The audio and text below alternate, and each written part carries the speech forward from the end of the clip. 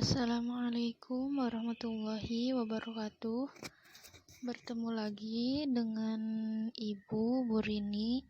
Nah, pada kesempatan kali ini, Bu Rini akan menjelaskan mengenai indahnya kebersamaan dengan sholat fardu, yang mana ini menjadi materi dalam pembelajaran PAI BP kelas 7. Nah, adapun tujuan dari pembelajaran ini yaitu untuk mempelajari dan memahami konsep tentang sholat berjamaah. Nah, adapun sumber belajar yang dijadikan acuan dalam pembuatan PowerPoint ini adalah bersumber dari buku paket PAI kelas 7, lalu ada LKS PAI kelas 7, lalu dari Al-Quran.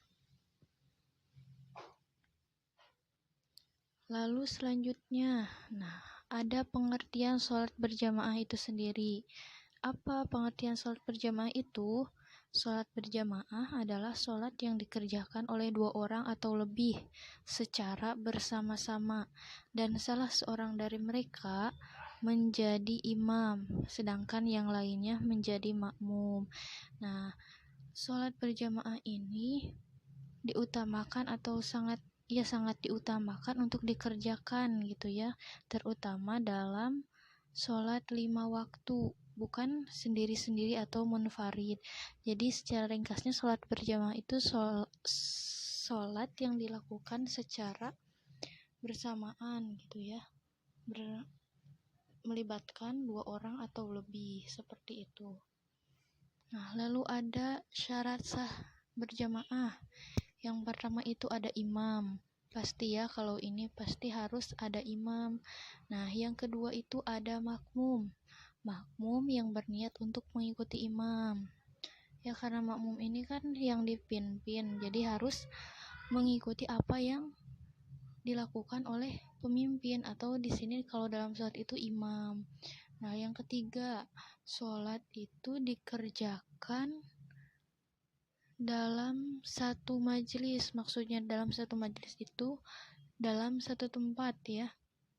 Jadi tidak bisa kalau misal si A sebagai imam sholatnya di masjid, si B sebagai makmum sholatnya itu misal di rumah, di kontrakan atau di mana. Nah, itu tidak sah sholat berjamaahnya karena tidak satu majelis gitu ya, tidak satu tempat. Nah, yang keempat ada makmum sesuai dengan sholatnya imam.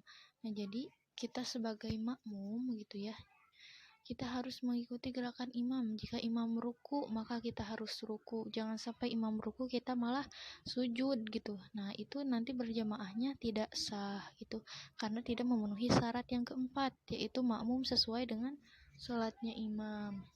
Nah, lalu ada juga syarat imam sholat gitu ya. Ketika kalian ingin menjadi imam sholat, harus diperhatikan, harus memenuhi syarat. Ada 8 syaratnya. Yang pertama, mengetahui syarat, rukun, serta perkara yang membatalkan sholat. Nah, imam harus tahu rukun sholat apa, syarat sholat apa, lalu perkara yang membatalkan sholat itu apa, itu harus tahu. Lalu yang kedua, fasih dalam membaca ayat-ayat Al-Quran. Nah, ini harus pasti dipastikan harus bisa membaca Al-Quran ya, tidak mungkin bisa mengimami kalau tidak bisa membaca Al-Quran. Yang ketiga, paling luas wawasan agamanya dibandingkan yang lain. Yang keempat, ada berakal sehat. Maksudnya berakal sehat ini yaitu tidak dalam gangguan jiwa gitu ya, atau tidak gila. Harus akal sehat, harus sehat akalnya. Terus yang kelima itu ada baligh ya, baligh itu dewasa, atau kalau dalam Sunda artinya itu sudah hidang sendiri gitu, tidak perlu disuruh-suruh atau inisiatif lah ya, balik itu. Nah, yang keenam ada berdiri pada posisi paling depan. Nah, ini pasti ya, karena imam itu kan pemimpin, jadi tidak mungkin seorang imam itu posisinya berada di belakang makmum atau yang dipimpinnya, tapi harus di depan makmum. Lalu yang ketujuh ada seorang laki-laki. Nah, jadi syaratnya itu seorang laki-laki, tapi boleh saja perempuan kalau makmumnya perempuan semua gitu. Selama masih ada laki-laki maka harus oleh laki-laki gitu. Jadi tidak sah kalau imamnya perempuan. Lalu yang kedelapan, tidak sedang bermakmum kepada orang lain. Nah, jadi imam itu tidak boleh bermakmum pada orang lain. Jadi kalau imam ya imam gitu. Jangan sampai dijadikan imam ketika sedang bermakmum pada orang lain.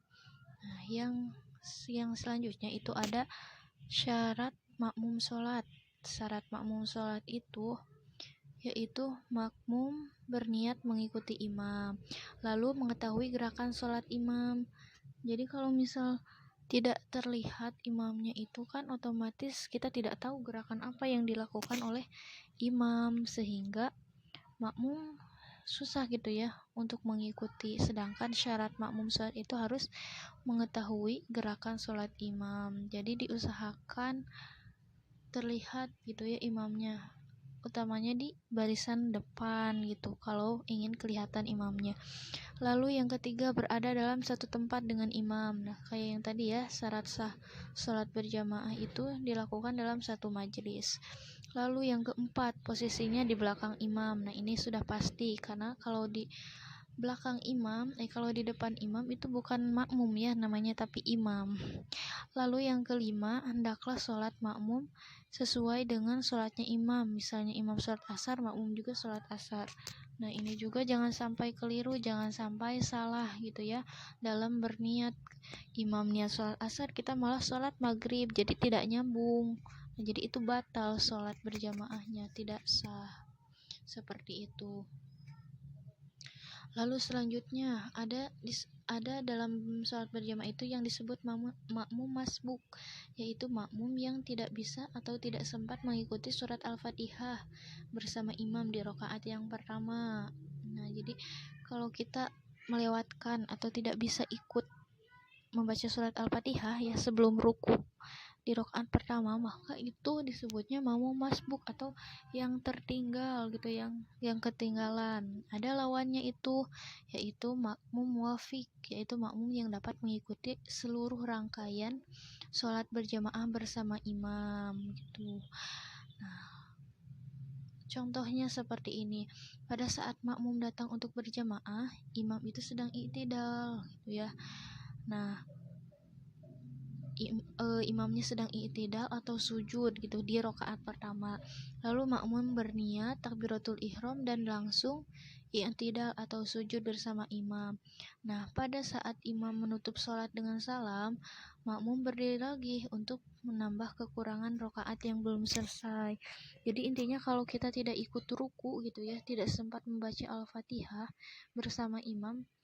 Jadi membaca Al-Fatihahnya itu sebelum ruku ya, sebelum ruku. Jika kita tidak sempat membaca Al-Fatihah sebelum ruku, maka kita harus menambah gitu ya, di akhir ketika imam salam kita harus berdiri lagi menambah rakaat gitu, tergantung rakaat yang kita tinggal itu berapa gitu. Kalau 2 rakaat ya tambah 2 rakaat dan sebagainya.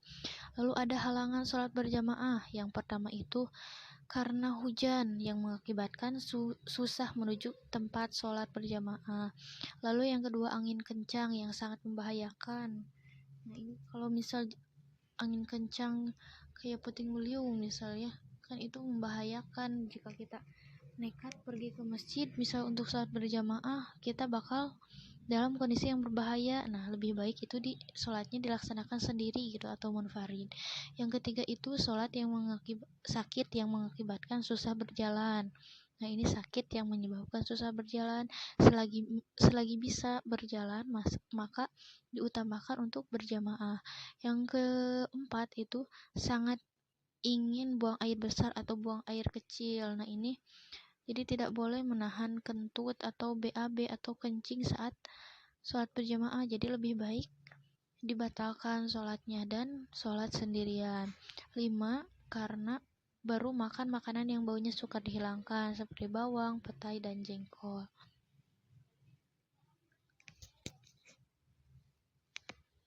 Nah, mungkin untuk pembelajaran kali ini dicukupkan sekian.